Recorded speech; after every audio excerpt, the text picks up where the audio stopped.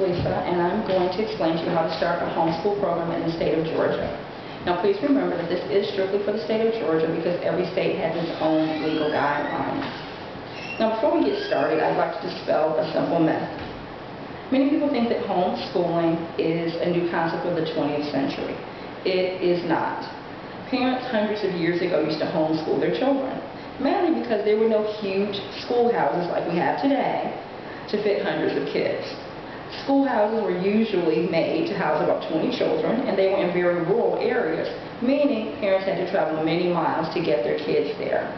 As in the case of, say, my grandmother, about 100 years ago, her parents had to pay for them to go to school, and there were 5 children.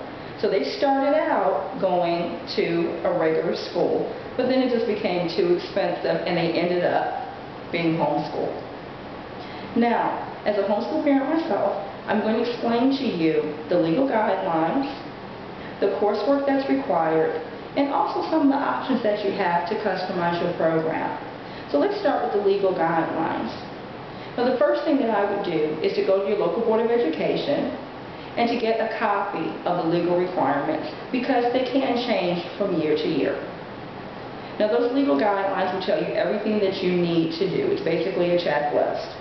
Now, the first thing if you're going to start your child being a homeschooler is that you must submit a form to them to let them know that you want to homeschool. It's called a letter of intent. Once you submit that, you also need to know that the compulsory attendance law requires that every child between the ages of 6 and 16 must attend either a public, a private, or homeschool program. Now, children are required to attend 180 days a year, just like the regular public and private school. And children also have to have their program going for 4.5 hours a day in their core subjects. And their core subjects are math, reading, language arts, science, and social studies. Those 5 core subjects have to total up 4.5 hours a day. Now, certainly you can customize the program by adding in other things if you choose to. Now, the second thing that you need are the attendance forms, which, by the way, all the forms I'm speaking of you can get from the Board of Education or download them off of the Board of Education website. Now, the attendance forms need to be submitted once a month to show how many days your child has been in school.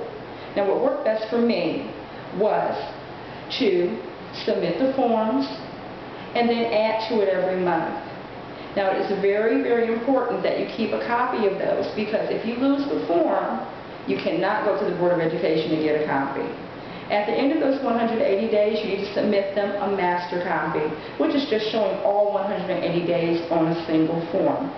The other requirement is that every 3rd year, children have to be tested. They're not tested by the Board of Education. You would have to take on the testing yourself. As in our case, I found a place like Silver Learning Center that does tutoring for children. They can do the testing for you. So every 3rd year would be 3rd, 6th, 9th, and 12th grade. You would keep a copy of those records. They do not go to the local Board of Education. And those records will be very important once your child gets ready to go to college, if that is their choice. Now, some of the resources that I used for going through the curriculum and choosing what I wanted was, one, to go to the teacher's store so I could actually put my hands on the books, open them, look through them, and decide what I liked or didn't like. The other was the internet. You can find some discounts on the internet and also get some parent reviews. And the third source was the local homeschool association. Most counties do have one, and if you call them, you'll be talking to parents that actually homeschool. There are also tuition online public schools, which are not quite as common, but they are available. The state pays for them, and your child would log in on a computer and do their schoolwork, and they would actually have a teacher, and the grades would be submitted to the Board of Education. Now, homeschooling also allows flexibility. The parent and the children can determine what schedule works best for them. We spoke within 180 days that children must attend school, but it's any time within a 12-month period. It also allows you to be able to take some time off if you choose to. And you can also add electives for your children. If your children say like sports or music, or in the case of my children, arts and crafts, you can add that in. In fact, I found this little card kit at the homeschool store. It has the car, it has all the glue, the paints, the sandpaper, everything with it, and it was only $2. So as you can see, in some areas it doesn't have to even be expensive for you to add additional things into your child's curriculum. Also, separation of church and state does not apply, so if you choose to add Bible study, you have the freedom to do that. So as you can see, homeschooling is a viable option to traditional public schools or private schools. We've gone over the legal guidelines, the standard courses, and you now know that you can also add electives.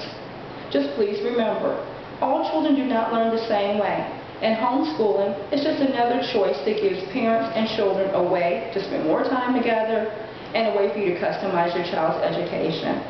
Thank you so much for your time.